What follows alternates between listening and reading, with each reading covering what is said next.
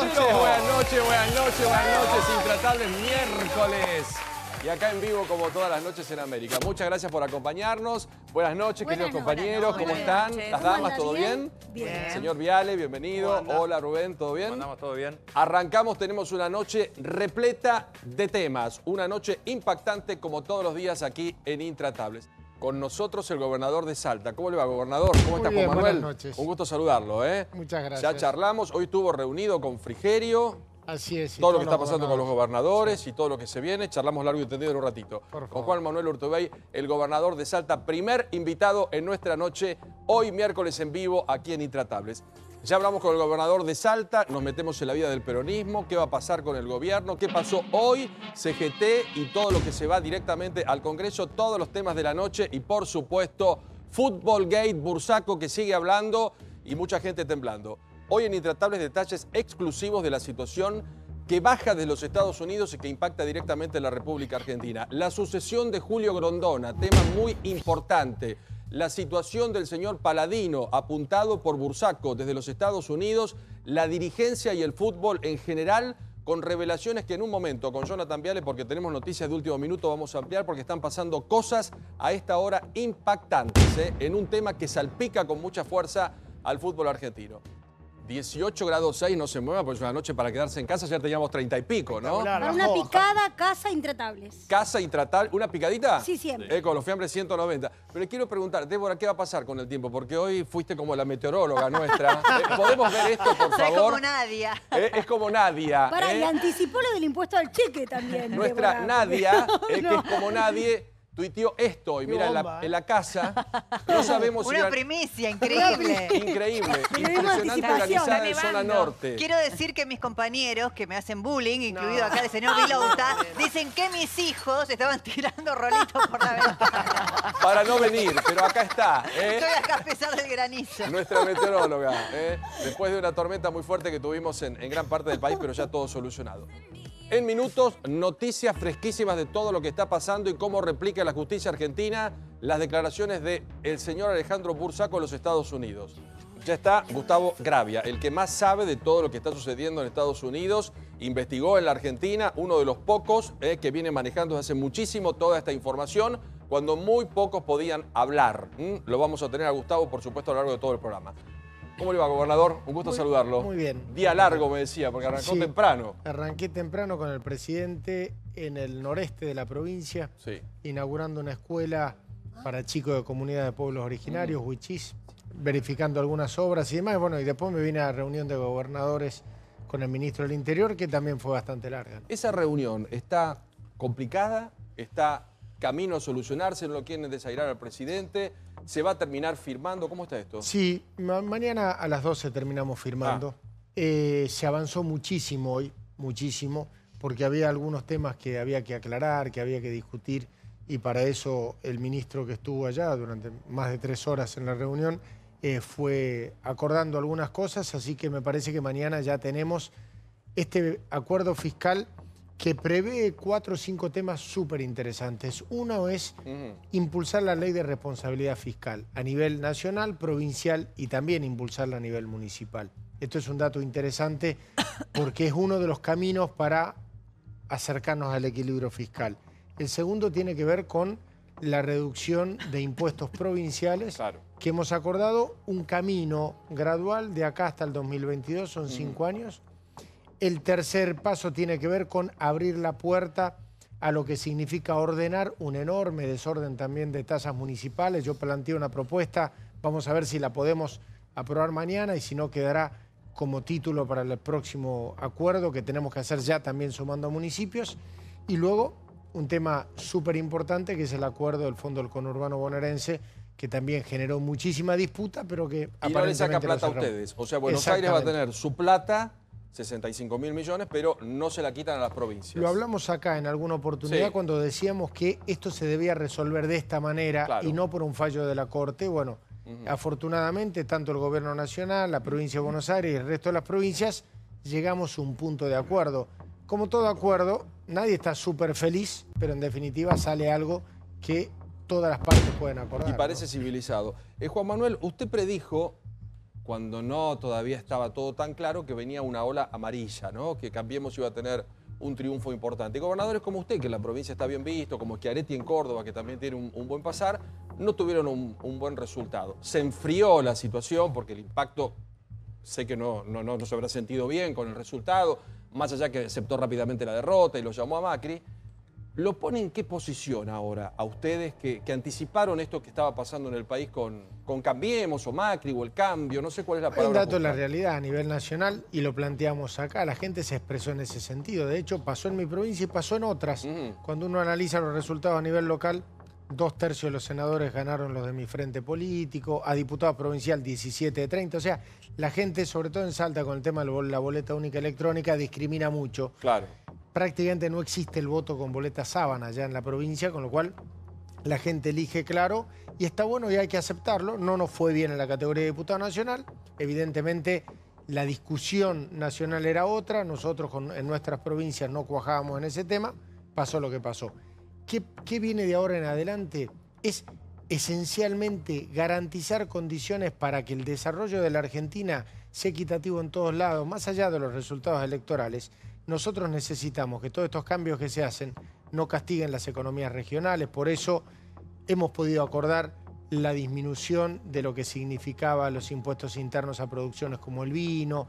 Hemos acordado un camino con el tema de electrónica. O sea, nuestra tarea no cambia. Sigue siendo exactamente lo mismo. Pero ver cómo hacemos un país federal. Pero con ganas, me imagino, de haber ganado, ser un candidato muy potable para el 2019, o el 2019 ya es una fecha donde ustedes creen que no se puede ganar y Macri puede ir a una reelección. Yo creo que el peronismo puede ser competitivo. El 2019. Depende el gobierno, obviamente, es el que en alguna medida tiene la pelota, por decirlo en términos futbolísticos, pero también depende de si nosotros somos capaces de conformar una fuerza competitiva. Y todos debemos colaborar en eso. Estoy trabajando junto a muchos dirigentes del partido, algunos gobernadores, otros dirigentes reconocidos o no a nivel nacional, pero con mucho peso en sus provincias, a efectos de poder juntos construir una alternativa sustentable. Después veremos candidaturas, toda esa historia en su momento, pero creo que la Argentina necesita tener la posibilidad de elegir, no de quedarse con lo único que haya. Pero Argentina necesita también hoy una oposición. Correcto. Y uno después de la elección ve que algunos, insisto, buenos gobernadores no tuvieron un buen resultado en su provincia, que tal vez los que ganaron, algunos, para mi opinión, ¿no? Infran o Mansur no representan el futuro, tal vez falte conocimiento de UNIAC. Sí, también me no parece se sabe que muy bien lo de Sergio Massa, y además tienen ese tapón permanente que es Cristina Fernández, sí, donde salvo usted en algún momento lo hizo cuando todavía la señora era presidenta, pero no hay como un enfrentamiento definitivo para decir en la medida que vos estés, esto no va. Es inevitable que el peronismo se tiene que hacer cargo, no solo de su historia, sino fundamentalmente del futuro. Y claramente en eso la expresidenta es un escollo. Claramente debo reconocer que es una persona que ha tenido un resultado electoral bueno, está bien, si bien perdió en la provincia de Buenos Aires, es bueno no simplificar las cosas. Hay un sector de los argentinos que se sienten representados. Nosotros, los gobernadores, ninguno fue candidato. La gente hoy vota cada vez más a las personas. Entonces, simplificar y pensar que esto se repite en 2 años, como tampoco se repitió hace 2, sería un error. Pero lo importante, más allá de eso, es pensar hacia dónde vamos. El gran problema en la política es que todo se hace en nombre propio. Este sí, este no, este sí, este no. Yo creo que lo que hay que plantear es un núcleo duro de ideas, de intereses comunes y decir, esto para nosotros es el peronismo del futuro. Una fuerza que sea democrática, que sea más horizontal, que plantee soluciones que puedan ser superadoras, no solamente contradictorias con el gobierno. ¿Y tiene límites en cuanto a nombres o no? Yo creo que los límites los pone la sociedad. Digamos, yo no voy a dar explicaciones porque no los di antes ni lo voy a dar ahora y con mucho menos ganas lo voy a dar en el futuro de gente que se enriqueció, que desprestigió a la política, al peronismo, a nuestras fuerzas. Me parece que primero que aclaren su situación y después discutimos de política. O sea, no hay futuro Urtubey más Cristina, no hay futuro. Es técnicamente imposible. ¿Por qué? Porque en definitiva creo que ahí hay un gran daño que ha sufrido nuestro partido. Y no lo digo de ahora, lo digo de hace mucho tiempo. Sí. Y creo que en definitiva hay que hacerse cargo de eso, ¿no? Jonathan Viale. Lo que pasa, coincido que haber, coincido con vos, Pablo, y con el gobernador, una oposición seria, urgente, una oposición sólida sobre todo, porque si no el gobierno tiene una hegemonía de poder brutal. Hubo 6 gobernadores peronistas que perdieron las elecciones: Pepo en Chaco, Bordet en Entre Ríos, Schiaretti en Córdoba, Alicia Kirchner en Santa Cruz, Casas en La Rioja. Yo creo que la derrota más simbólica fue la de él, tal vez la menos esperada de todas, pero la derrota de Urtubey en Salta. Entonces la pregunta para el gobernador Urtubey es esto: Cristina taponando, como no sé cuál de los dos lo dijo, pero creo que vos, Paulo, coincido. Cristina Kirchner, la madre de 3 derrotas consecutivas en la provincia de Buenos Aires, 2013, 2015, 2017, perdiendo sus medios de comunicación, con una situación judicial complicadísima, va camino a su 4º procesamiento. Controla una sola provincia en todo el país, Santa Cruz. Sí. ¿Quién aparece entonces en el peronismo? Vos perdiste en Salta, Schiaretti perdió en Córdoba. ¿Quién aparece como el hombre que construya un nuevo liderazgo nacional? Es que el planteo es que para mí el liderazgo, y lo hablamos acá y lo repetí hasta el cansancio siempre, no debe ser de tipo personalista. El peronismo tiene que modernizarse, hacer una fuerza mucho más horizontal. Probablemente nunca lo fuimos, es cierto, no lo fuimos. Hoy ese liderazgo no está, es un dato objetivo de la realidad. Entonces debemos construir de una manera diferente. Aparte creo que hoy la demanda ciudadana va por otro camino, por otro lado en términos de liderazgo. Si vamos a algo clásico, sí es cierto, no hay ese liderazgo clásico. Hay que construir de una manera diferente, a mi juicio, ¿no? Señora, por favor. Gobernador, le quería preguntar respecto de este mismo sentido de buscar un líder. Muchos dirigentes hoy del peronismo están pensando que la próxima elección presidencial los ubica, como usted bien describe, con una situación de falta de liderazgo. Algunos auguran que nadie quiere ser ese candidato presidencial, teniendo en cuenta que en este momento, para la Argentina 2 años es ciencia ficción, pero bueno, el gobierno de Macri pareciera que está en mejores posiciones de reelegir si eventualmente Macri así lo hiciera. Que están buscando una figura que quiere ser candidato a presidente para perder, como fue Mario Massachesi en el 95 y le ocasionó a la UCR una derrota muy notable, digamos. ¿Hay realmente vocación de alguno de los líderes más destacados, usted, Uñac, cualquiera, de ser candidato a presidente en la próxima, teniendo en cuenta que hoy el peronismo está en una situación más perdidosa, digamos, que objetivamente ganadora? Sí, nosotros, digamos, yo me resisto a la simplificación. Cuando pasó la elección del año 2013 y el PRO y Macri no había podido armar una lista en la provincia de Buenos Aires, decíamos, con esto Macri ya entregó la candidatura a presidente dentro de 2 años. No solo fue candidato, sino que fue presidente 2 años después. Por eso me parece que cuando uno simplifica a veces puede errarle al pronóstico. El peronismo tiene que conseguir, el que sea más competitivo de todos nosotros debe ser el candidato y debe plantear una alternativa posible para Argentina, sin lugar a dudas. Aún y sabiendo lo vamos a que hacer. Tienen chances de perder. Yo no estoy seguro de eso. Yo no estoy seguro de eso. O sea, no, el gobernador no ve una reelección de Macri definida. ¿Le podemos poner nombres? Ya pregunta María Julia, pero ¿le podemos poner nombres a los competitivos? No, yo hoy no lo puedo poner. ¿Por qué? Porque como estamos hablando, hay que esperar a ver qué pasa de acá a 2 años. Hoy, congelado a hoy, claramente el peronismo está en una situación muy horizontalizada. Debemos de trabajar todos a ver cómo somos competitivos y quiénes son los más competitivos dentro de 2 años. ¿Usted sería candidato? El que debe hacerlo, o yo, cualquiera. Yo claramente voy a acompañar al que sea el mejor posicionado de nosotros. Cualquiera, sea yo o sea quien sea. Después vamos a tratar de sacar algún nombrecito. María Julia. Urtubey, ¿es cierto que para el acuerdo que finalmente usted anticipó recién, que se va a firmar mañana, el gobierno garantizó que María Eugenia Vidal va a retirar el reclamo de la Corte Suprema de Justicia sobre el fondo del conurbano bonaerense? No totalmente. ¿En qué sentido? Hay 2 alternativas. El acuerdo que se hace con el Fondo del Conurbano Bonaerense es parecido al acuerdo que hemos hecho nosotros respecto de las demandas del 15% que no se les pagaba a las provincias. Recuerdan un acuerdo fiscal que hicimos el año pasado. ¿Qué resolvimos el año pasado? Desde ese momento en adelante nos empiezan a abonar lo que nos tenían que pagar. Todo lo que era el stock de deuda quedó judicializado y está judicializado. Lo mismo pasa hoy con el Fondo del Conurbano Bonaerense. Acordado esto como está planteado, queda claro que, en definitiva, de aquí en adelante recibe eso. La demanda que hace la provincia por todo el stock de deuda corre la misma suerte que las deudas que nosotros estamos planteando. Entonces, uno de los planteos que se hizo, y admito que a mí me parece bien, era decir, bueno, levantemos todos los juicios hagamos una especie de borrón y cuenta nueva y que en la Argentina consolidemos ahora la situación, más o menos veamos cómo está cada uno y empecemos de cero.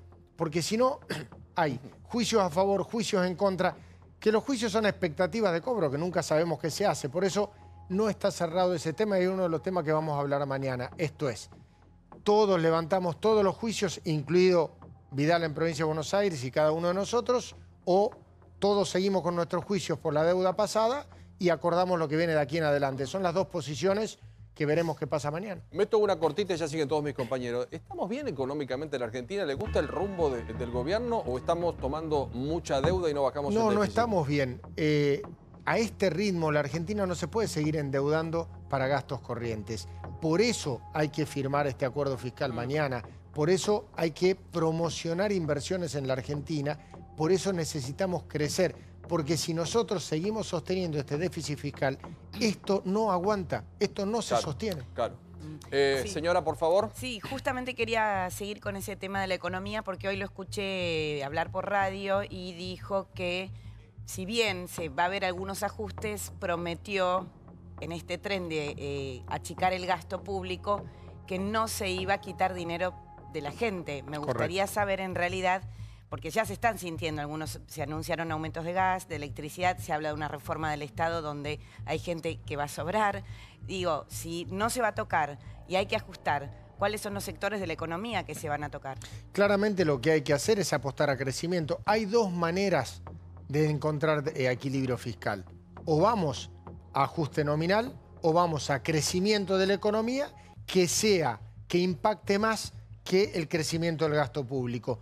La ley de responsabilidad fiscal que se va a tratar en el Congreso Nacional y que ya se elaboró entre los ministros de Economía de las provincias y de la Nación, prevé eso, es cómo se genera un gap entre crecimiento económico y crecimiento del gasto público. Si hacemos que el crecimiento de la economía argentina sea más alto que el crecimiento del gasto público, nosotros vamos a llegar a un punto de encuentro en términos de equilibrio fiscal.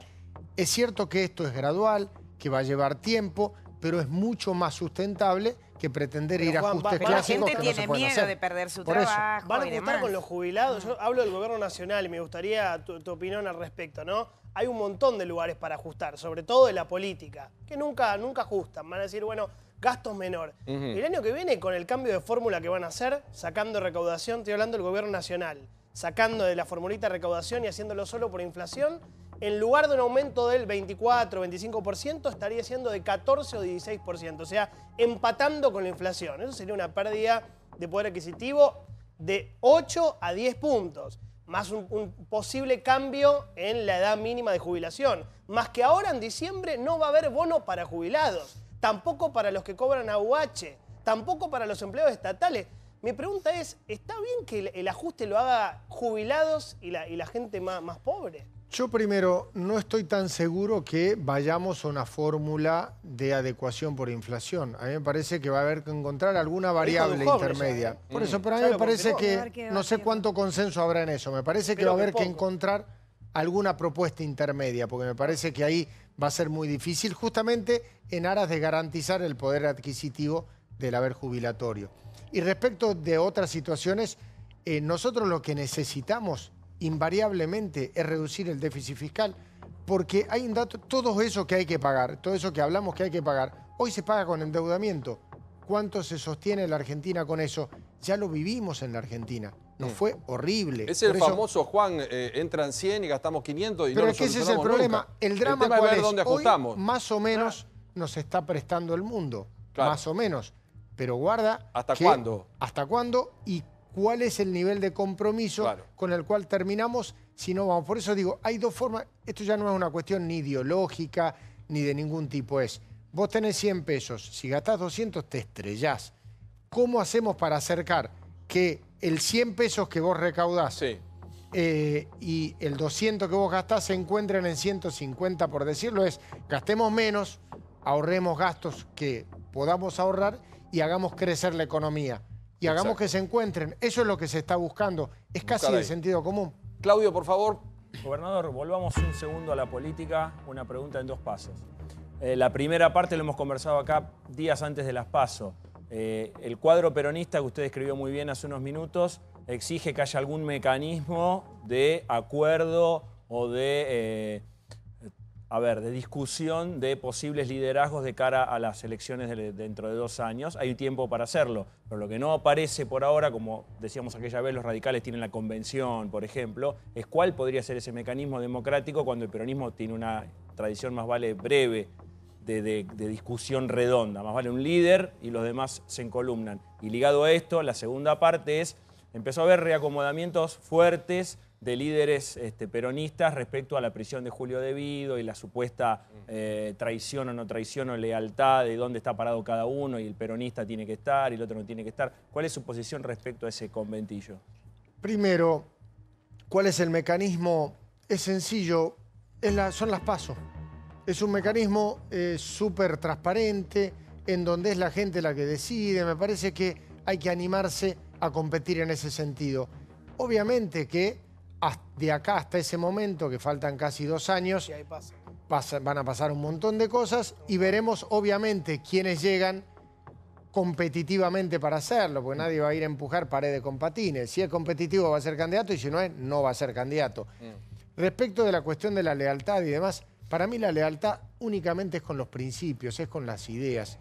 No es ni con las personas y mucho menos con la situación penal de las personas que estén dando vuelta por ahí. Eso para mí no exige lealtad. No lo veo cerca de Aníbal Fernández, de Rafael Bielsa. Definitivamente no. ¿Con Massa y con Randazzo cómo se está llevando? ¿Bien? Hace mucho que no hablo con ellos. Ajá. Sí hablé con Balibuca hace poco, que fue electo en la lista de Florencio, estuvo en Salta con la familia, estuvimos charlando un rato largo. Coincidimos, pensamos parecido, creemos que hay que construir una alternativa que pueda ser superadora de esta situación. Con Florencio y con Sergio hace rato que no hablo, pero entiendo que deben estar en esa misma sintonía, ¿no? ¿Rubén?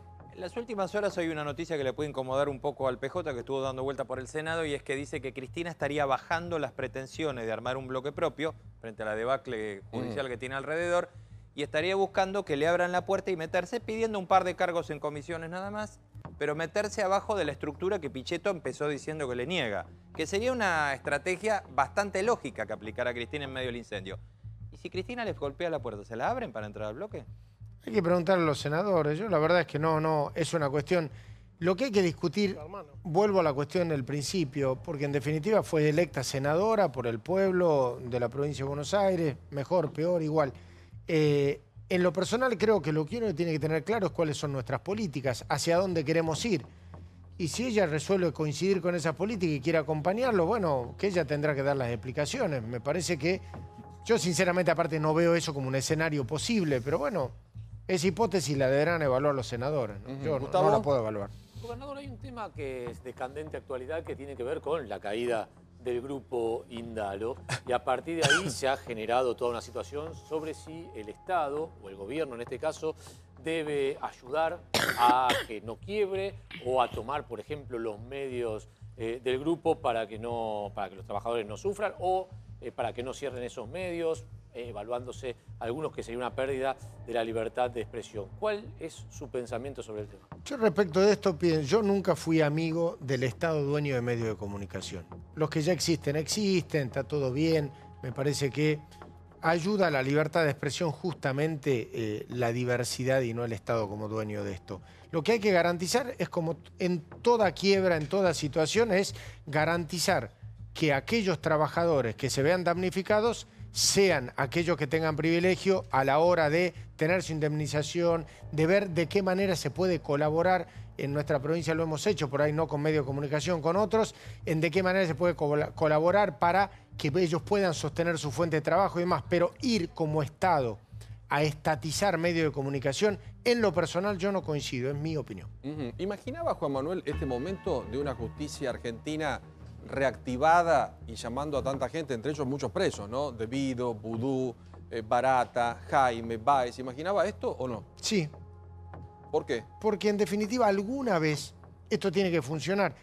El problema que tenemos en la Argentina es que todo está politizado. Entonces, si la justicia no funciona es porque hay alguien ofreciendo cobertura.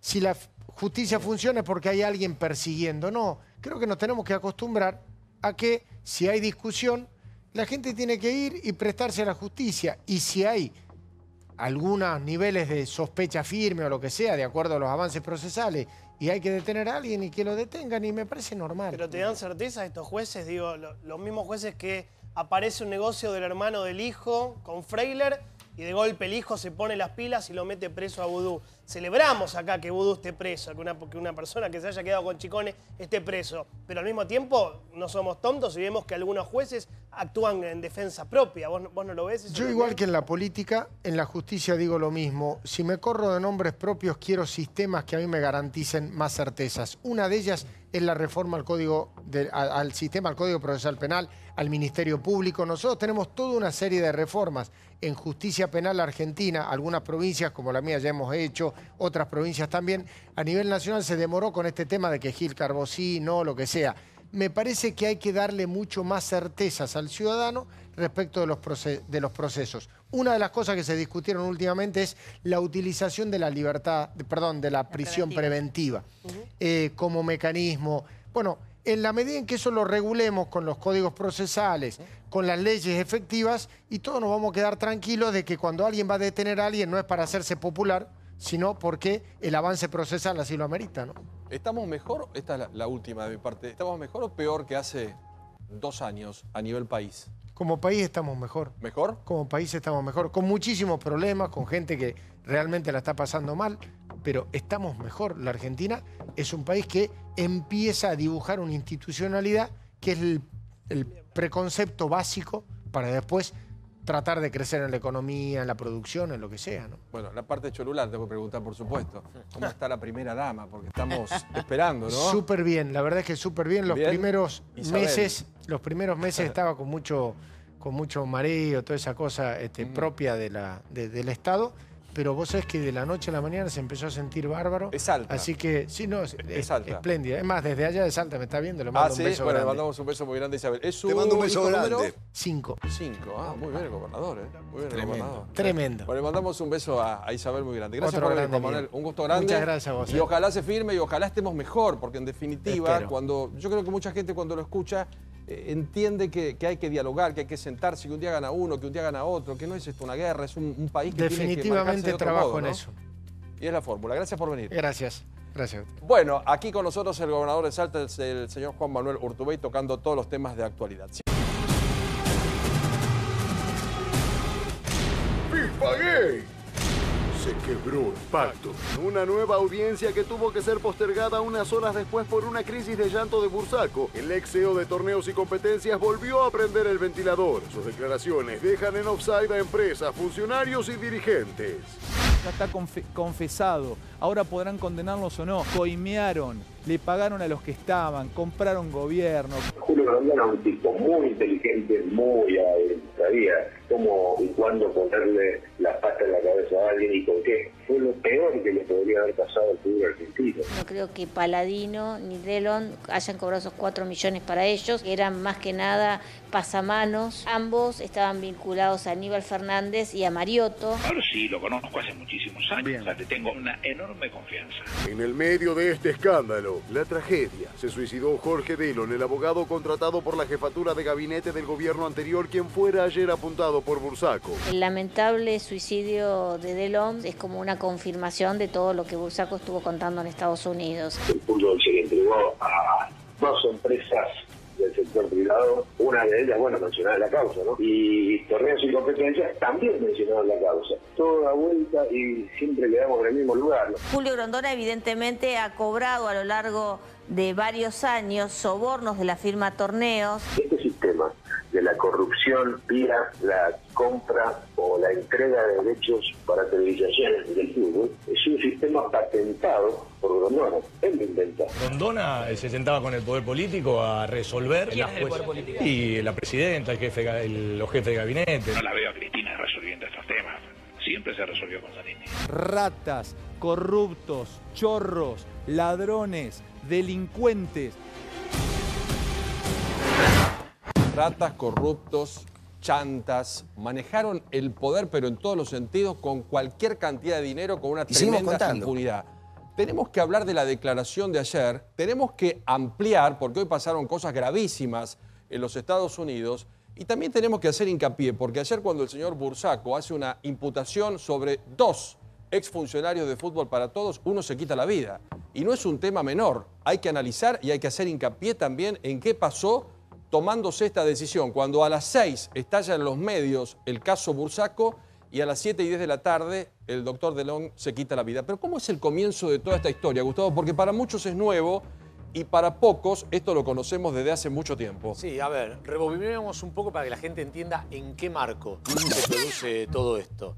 Esto comienza en 2 de diciembre del año 2010. ¿Alguien va a decir 2 de diciembre del año 2010? ¿Qué pasó hace 7 años para que nos vayamos tan atrás? Bueno, hace 7 años la FIFA debía designar cuáles iban a ser las sedes para los mundiales 2018 y 2022. 2018 le correspondía a Europa, estaban postulados Inglaterra, España y Rusia.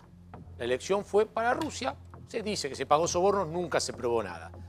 El Mundial 2022, y este es el primer eje, que además en la declaración de Bursaco ahora vamos a contar por qué este eje es tan importante, Mundial 2022 le correspondía supuestamente a América y a Estados Unidos, claro, que era el que se había postulado por América. Tan fuerte era la postulación de Estados Unidos que no solo tenía los votos a favor, sino que el presidente del Comité Pro Mundial 2022 de Estados Unidos era nada menos que Bill Clinton. Y Bill Clinton fue ese día al Comité Ejecutivo de la FIFA a hacer la alocución diciendo, señores, somos nosotros. Claro. Y se sabía que estaban ganando.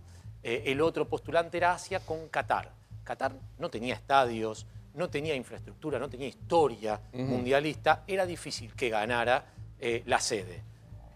2 días después, Qatar extrañamente gana la sede y todos miraron a quién, al presidente de la Comisión de Finanzas de la FIFA, nuestro benemérito Julio Humberto Grondona. ¿Qué fue lo que ocurrió? Hubo coimas por 85 millones de dólares para dar vuelta esa elección. A partir de ahí, Estados Unidos dijo, mira, yo te dejo pasar esta, pero algo voy a hacer. Y empezó a ver de qué manera podía desentrañar si había estas coimas que se habían pagado. Y encontró rápidamente su chivo expiatorio, que era un hombre propio de ellos, que se llama Chuck Blazer, que murió hace 6 meses atrás, que era un funcionario de la CONCACAF, ciudadano estadounidense, y le empezaron a revisar todos los números. Todos los numeritos. Lo que alguna vez debería haber hecho acá la AFIP con Echegaray y nunca hizo, ¿viste? Cada vez que nosotros decimos, pero como Echegaray no se da cuenta que un monotributista como Fariña compraba cosas, chicones. Bueno, ellos fueron y dijeron, a ver, Blazer, mira, te encontramos un montón de cuestiones ilegales. Tenés 2 opciones.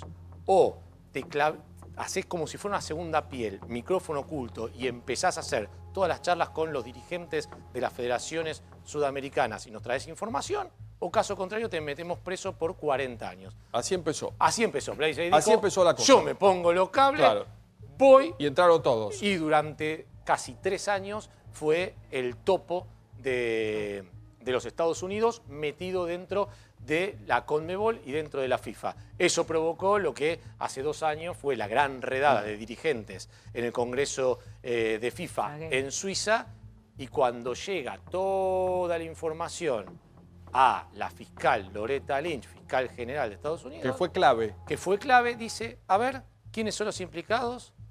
1 argentino, 2 argentinos, 3 argentinos, 4 argentinos, 5 argentinos, 6 argentinos. Dijo, oiga, hay una matriz de corrupción y la matriz de corrupción tiene un país central que lamentablemente para nosotros se llama Argentina. Terrible. Miremos esta placa porque le vamos a poner nombre y apellido a los que están implicados. Se están sumando muchísimos invitados a nuestro programa, pero hay que poner nombre y apellido porque van a tener mucha réplica. Algunos de ellos ya con problemas de salud, algunos de ellos muy conocidos en algún momento, algunos de ellos hasta homenajeados. Pues el doctor Meissner, el estadio de Quilmes tenía su nombre, se lo sacaron volando a partir de todo lo que pasó. ¿Estos son los nombres, Jonathan? Estos son casi todos los nombres. Falta... Bueno, está Grondona ahí, yo no lo veo acá. Falta Grondona. Falta Grondona. Falta Grondona. Mirá, te cuento lo que va a pasar. Recién Gravia te daba una introducción. El fiscal Gerardo Policita está llamando indagatoria a casi todas las personas que están ahí. Bueno, Delón lamentablemente falleció. Aníbal Fernández, ex jefe de gabinete. Gabriel Mariotto, ¿sí? Ex director de Fútbol para Todos. Pablo Paladino, coordinador de Fútbol para Todos. Alejandro Bursaco, que no está preso allá, en realidad tiene una especie de libertad asistida con la pulserita. Pagó 30 millones de dólares. Juan Manuel Abal Medina, ex jefe de gabinete, y los señores Hinkins, Hugo y Mariano, directivos de Full Play. Delito grave, que es administración fraudulenta del Estado, 2 a 6 años de prisión. La causa la tiene el juez Rafecas, que pudo averiguar esta tarde, los va a llamar a indagatoria en breve y seguramente los va a procesar. Hoy fue la segunda parte de la declaración del FIFA Gate versión argentina. Que se interrumpió, pues se emocionó el señor Bursaco, ¿no? Pobre, se quebró. Se puso mal. Lamentamos mucho que esté mal Bursaco quebrado. 3 empresas, dijo Bursaco, pusieron 15 millones de dólares para quedarse con los derechos de televisación de 2 mundiales que todavía no se disputaron, 2026 y el 2030, que tal vez sea acá en la Argentina. El nuestro con Uruguay y Paraguay. Bueno, las empresas que nombró Bursaco fueron Torneos y Competencias, de la cual él era accionista y CEO, Globo, que es brasileña, y Televisa, que es mexicana. Y el pago se hizo siempre a una persona llamada Julio Grondona. Dio el número de cuenta del banco, Julius Baer, de Suiza. Y hay un textual que es impresionante. Escuchalo, Pablo. Número de cuenta, con el número es fácil saber, ¿no? Y después hablaremos del yerno de Grondona, seguramente Gravia lo va a explicar. Le llevamos los bolsos en efectivo, la plata en efectivo en bolsos, o en un sobre a su casa. De Grondona está hablando el señor Bursaco. O se la dábamos la plata a su secretario privado, o a su chofer. O depositábamos la plata en una entidad financiera de su elección en la Argentina, Alectur. Que era la financiera de los cheques para el fútbol. La financiera siempre de Rivero, muy cercano a Julio Grondona. Dijo hoy entonces el señor Bursaco que llevaban la plata en bolsos. ¿A qué te hace acordar? En bolsos. Que la plata era para Julio Grondona o para familiares de Julio Grondona. Aquí el físico, como decía Fariña, está. Se puede ese recuperar. dinero está y ese dinero hay que recuperarlo. Y hoy Graciela Ocaña dijo, María Julia, que van a trabajar en la justicia porque esta herencia la cobró la familia Grondona. O sea, este dinero está vivo. Es que esa es la gran cuenta pendiente de todos los casos de corrupción en la Argentina, que es la recuperación de los la activos plata, de la corrupción. Lo que siempre contamos, que es el ejemplo de que lo único que se recuperó ahora con el tema de Lázaro Báez, se han recuperado algunas de las maquinarias viales, el yate de Jaime, pero lo único... Antonini Wilson. Sí, lo de Antonini Wilson. Que es medio simbólico ante las cifras, Lo simbólico, más simbólico, digamos, lo primero que se recuperó fue el Petit Hotel de María Julia Alzogaray, que fue la primera cosa recuperada en casos de corrupción. Esto estamos hablando de cifras muchísimo más importantes, más grandes, y además está en la escalada de cantidad de causas que están avanzando, que sería muy interesante realmente si el fisco puede recuperar. El fisco, el Estado Nacional puede recuperar. Quien corresponda. Ya le voy a preguntar al doctor Piotti, que hizo un muy buen trabajo con Alicia López, porque estamos hablando de dineros públicos también. Cuando los derechos valen 2 y pagamos 10 de coima, estamos utilizando los derechos públicos. Pero también hay otro tema, Débora, porque ayer pasó dentro de este cúmulo de información, el señor Bursaco apunta al señor Paladino, que lo vamos a escuchar en un ratito, que estuvo hoy en A24 con Mauro Viale, y al doctor Delón. A las 6 estalla el caso. Y nosotros damos la primicia con Diego Brancatelli del suicidio de este hombre, que toma una determinación... Después de las 10 de la noche. Exacto, creo. con una comunicación que ya está comprobada que él tuvo, que el propio Paladino reconoció. Sí, la verdad que llama la atención, sobre todo por la celeridad de la decisión que tomó, tan trágica, teniendo en cuenta que hoy el propio Paladino y también Graciela Ocaña, cuando se conocieron todas estas declaraciones, dijo que ellos eran pasamanos, ¿no? Entonces, teniendo en cuenta que eso es lo que subyace, por lo menos desde la gente que tiene información, porque Ocaña ha sido denunciante en esta causa desde el año 2014, llamándolo pasamano, llama la atención que haya tomado esa decisión tan drástica, dejando una nota que solo decía y no aclaraba nada más, los amo, no puedo creer. Simplemente eso, ¿no?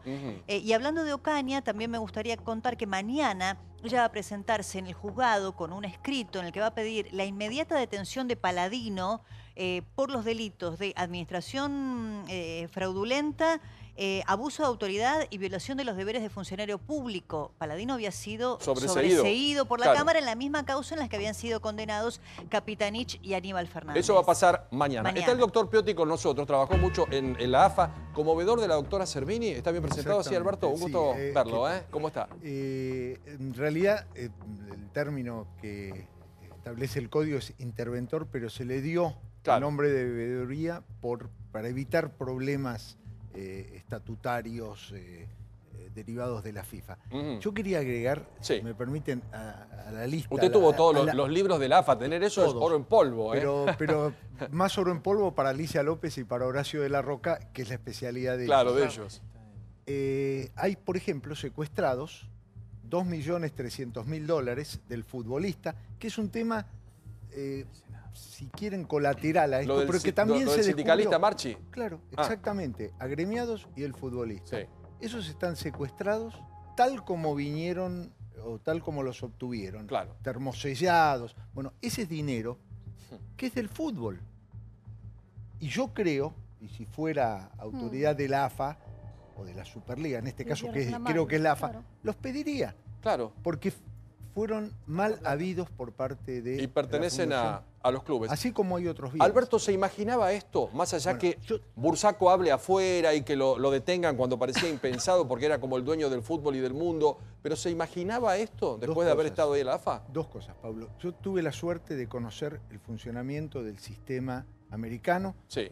Cuando era fiscal federal, intervine en un caso muy famoso, lo recordábamos antes con Clara, la extradición de un militar boliviano, Arce Gómez.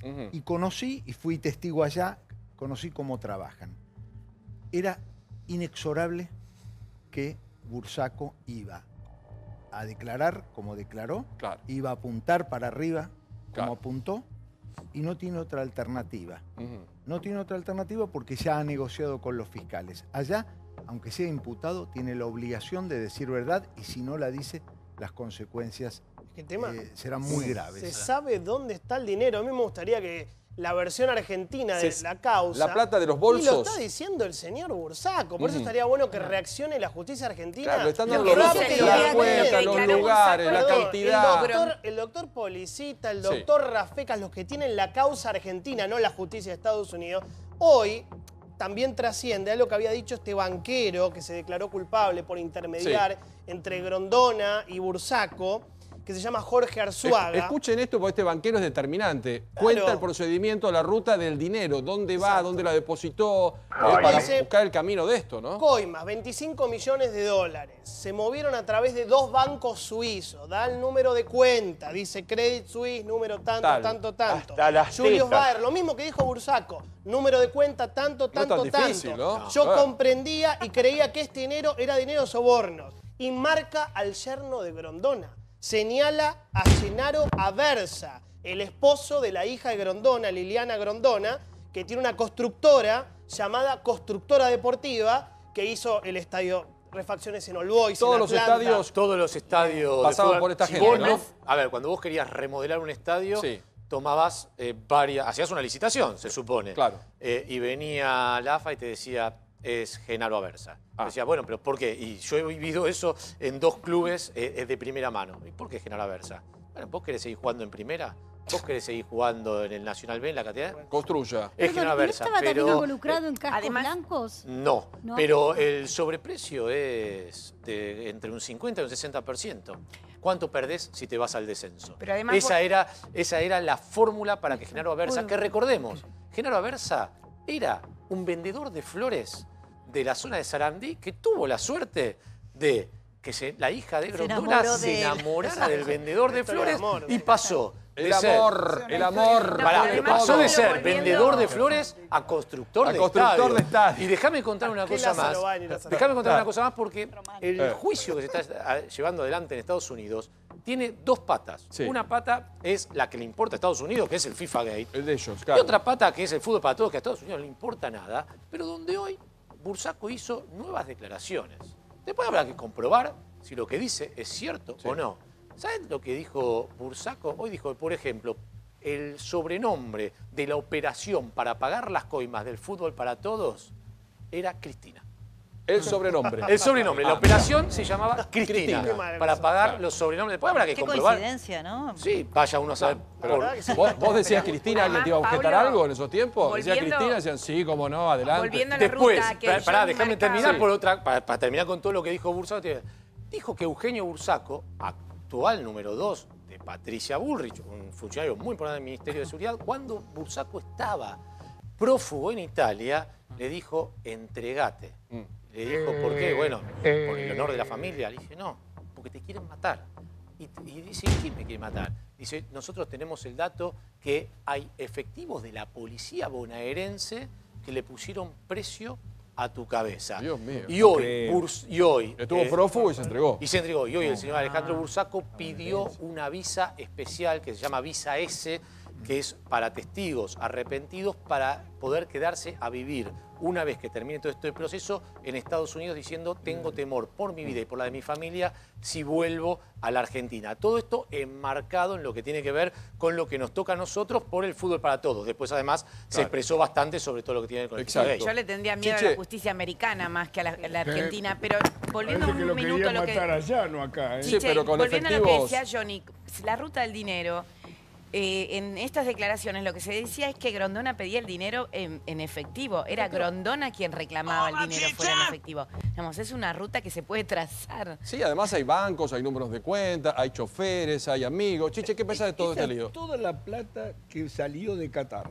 ¿Sí? Ten en cuenta que Qatar Foundation, que era la dueña del Barcelona, para lograr el Mundial de Qatar pusieron 80 y pico. 80 y pico, ¿no? 85 millones de dólares era de Ese fue el botín que se repartió. Ahora, yo le preguntaría a Piotti, si estuvo en los libros de la AFA, ¿dónde se justificaba la coima? ¿En dónde estaba? Porque yo no entiendo eso en los libros de la AFA. Pero, a ver, es que yo no entiendo, no te lo estoy cuestionando. No, pero eso en los libros de la AFA no estaba. ¿Para qué pagaban coima acá? ¿Para qué ¿Para sirven los dueños del fútbol? ¿Para qué pagaban la coima? Pero votaban y transmitir un mundial por la generaba eterna mucho más insatisfacción dinero. del ser humano. Claro. Pero ¿para qué si son los dueños? No entiendo por qué. No sé si me entendés. Mi como duda es, FIFA. ¿cómo el AFA lo retorna? ¿Por qué le daban plata a Grondona? Claro, ¿para qué? Porque era el 2 de la FIFA, manejaba el Pero todo. es por otro negocio. Esto es lo que a mí me sorprende. ¿Para qué se lo van a dar? A ver, chicos, te estoy hablando, le das 4 millones de dólares a 2 ejecutivos menores, aparentemente Paladino manejaba la programación. No es que yo dudo que sea cierto, es que no entiendo para qué se lo daban. No, Chiche, pero no tiene que ver, son dos cosas diferentes. Por eso yo explicaba. No, Lo de Qatar tiene que ver con otra cosa. Y todo lo de FIFA es otra historia. Lo de los 4 millones que Bursaco dice, después hay que comprobarlo, que Bursaco dice haber pagado, es para qué torneos. Recordemos, hasta el 2009 el fútbol lo tenía una empresa llamada Trisa. 50% Grupo Clarín, 50% torneos y competencias. Sí. El CEO de torneos y competencias era el señor Alejandro Bursaco. Sí, el dueño. ¿Sigue siendo dueño? No, tuvo que vender su parte. Bueno, después sí. Gravia. Bueno, tuvo que vender. En los papeles no es más dueño. En los papeles no es más dueño. Está bien, pero...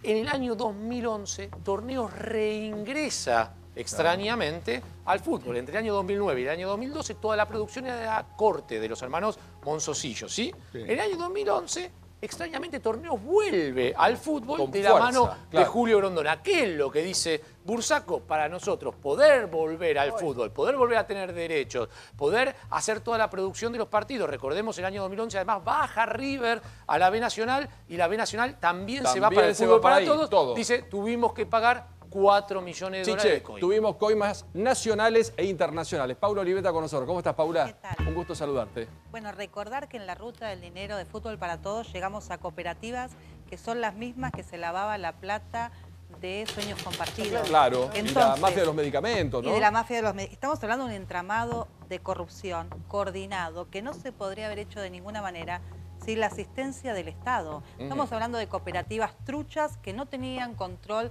del organismo que las regula. Claro. Estamos hablando de un programa Fútbol para Todos que fue creciendo la cantidad de fondos públicos a través de los años injustificadamente, que tenía como contraprestación determinadas acciones en favor de los clubes que nunca se comprobó, ni nunca se hizo, ni nunca se controló. O sea que lo que hay es una connivencia entre los empresarios y los funcionarios y el Estado que encubrió todas estas maniobras. Claro. Están complicados muchos funcionarios que fueron Paula, de alguna manera avalados por una justicia y la Sala 1 que permitió que delincuentes hoy estén en una condición de sobreseídos y que le va a costar mucho a Graciela y a todos los que están trabajando esta causa volverlos a traer poder remontarla. Sí, esa es la verdad. Doctora.